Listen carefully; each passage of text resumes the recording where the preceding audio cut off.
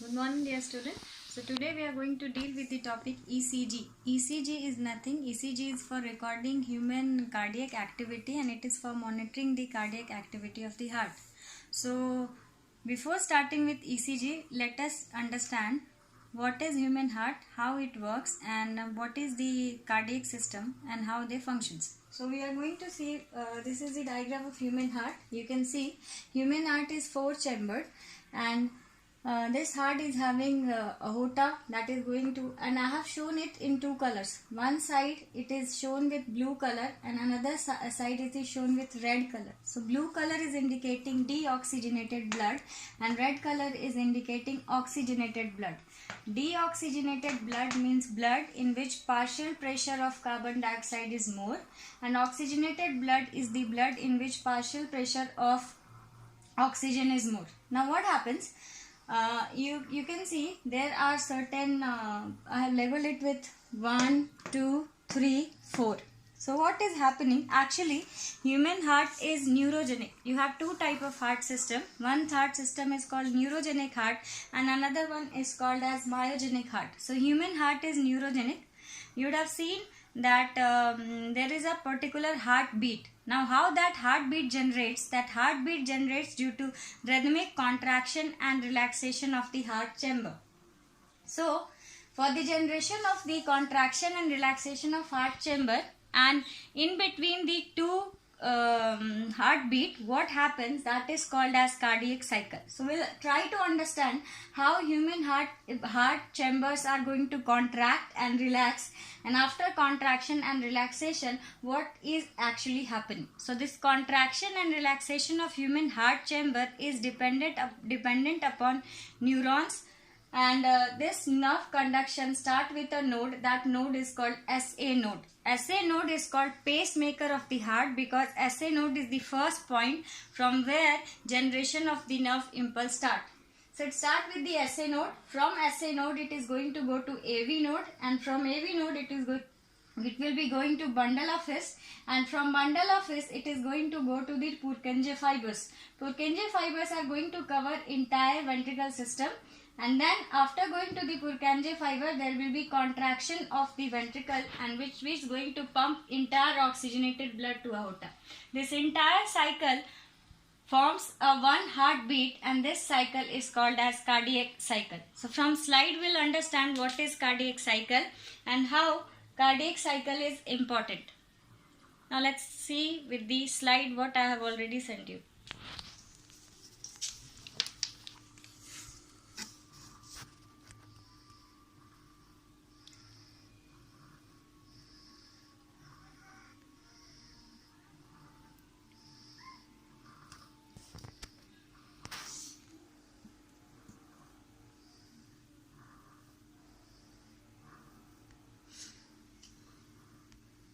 So this is cardiac cycle.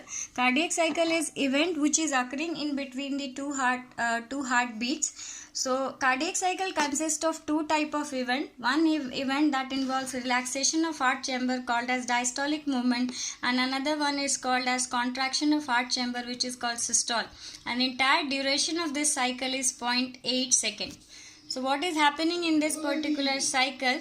There will be contraction and relaxation of heart chamber, and due to contraction and relaxation of heart chamber the impulse will be generating, and these impulse are going to make the basic principle of ECG.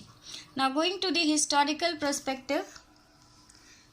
So these are some historical landmark. It was first time realized in the year 1842 that some electrical activity is associated with the heartbeat.